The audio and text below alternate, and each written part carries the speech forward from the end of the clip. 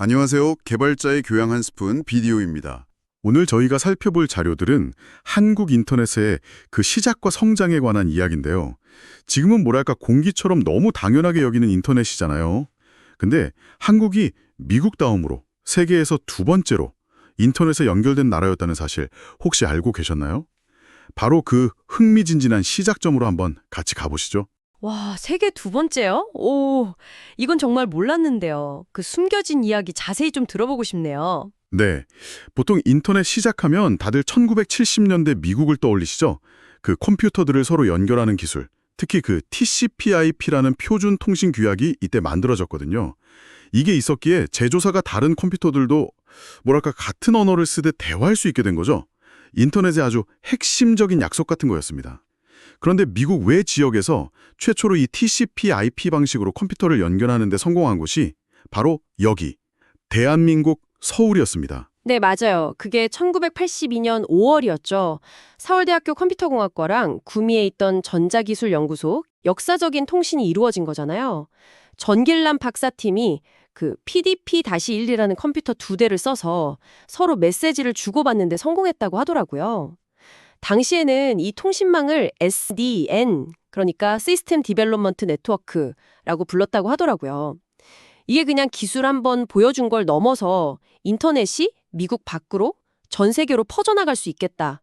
이런 가능성을 보여준 첫 신호탄 아니었을까요? 맞습니다. 근데 그 과정이 정말 그야말로 맨 땅의 헤딩이었어요. 당시 개발 환경은 지금하고는 비교 자체가 불가능할 정도였습니다. 제대로 된 설명서 하나 구하기가 어려워서 제본된 유닉스 매뉴얼에 의존해야 했고요.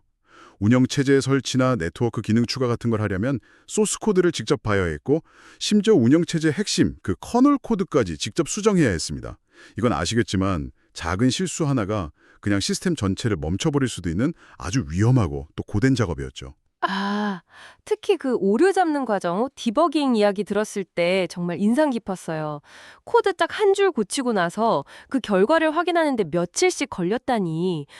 요즘 개발자들은 정말 상상하기 힘든 기다림이었을 것 같아요. 뭐 커피 한 잔 내리는 시간하고는 비교도 안 되는 인내심이 필요했겠네요. 정성권 연구원 같은 분들, 그 초기 연구진들의 끈기랑 노력이 아니었다면 정말 불가능했을 것 같아요. 그렇죠.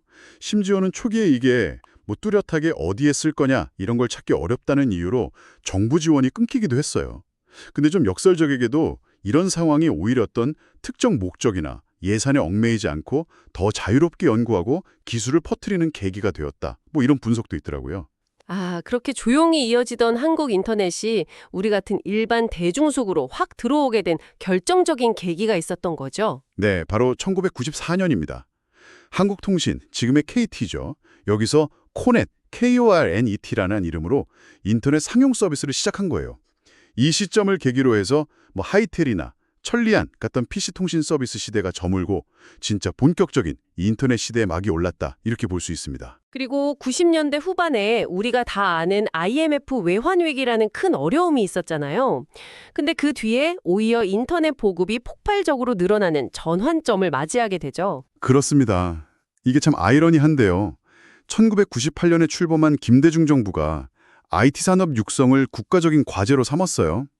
그리고 바로 다음에 사이버 코리아2 원 계획을 발표하면서 초고속 인터넷망 구축에 정말 대규모 투자를 단행합니다.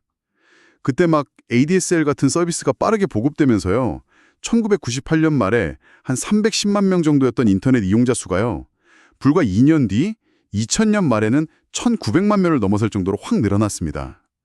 이 정부 주도의 투자가 단순히 인프라만 늘린 게 아니라 한국 IT 벤처붐의 중요한 촉매제가 돼서 오늘날 디지털 경쟁력의 초석을 다졌다. 이렇게 평가받고 있습니다. 네, 그 결과로 지금 대한민국은 다들 아시다시피 세계 최고 수준의 인터넷 환경을 갖추게 된 거고요. 평균 접속 속도나 인터넷 보급률, 스마트폰 보급률 같은 거 보면 인구의 97% 이상이 쓴다고 하니까요. 이런 지표들이 이걸 딱 증명해주고 있죠. 네, 이런 빠른 속도 또 저렴한 비용이라는 좋은 토양 위에서 한국 특유의 굉장히 역동적인 인터넷 문화가 꽃피웠다고 볼 수 있습니다.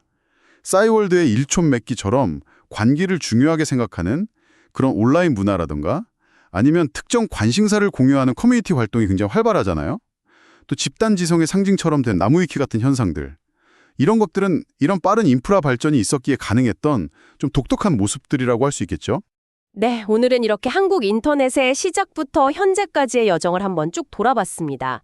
우리가 너무나 당연하게 누리는 이 편리함 뒤에는 정말 척박했던 환경 속에서도 포기하지 않고 씨앗을 뿌렸던 선구자들의 땀과 노력이 숨쉬고 있다는 점을 기억하면 좋을 것 같습니다. 네, 맞습니다. 그분들의 그 맨 땅의 헤딩 정신 덕분에 지금의 디지털 강국 코리아가 있는 거겠죠, 어쩌면. 앞으로 다가올 AI 시대 혹은 또 그 이후에 올지 모르는 또 다른 기술 혁신 앞에서 우리에게 필요한 맨 땅의 헤딩은 과연 어떤 모습일까? 한번 상상해 보는 것도 흥미로운 질문이 될 것 같습니다. 개발자의 교양 한 스푼, 오늘 이야기는 여기까지 나누겠습니다. 함께해 주셔서 감사합니다.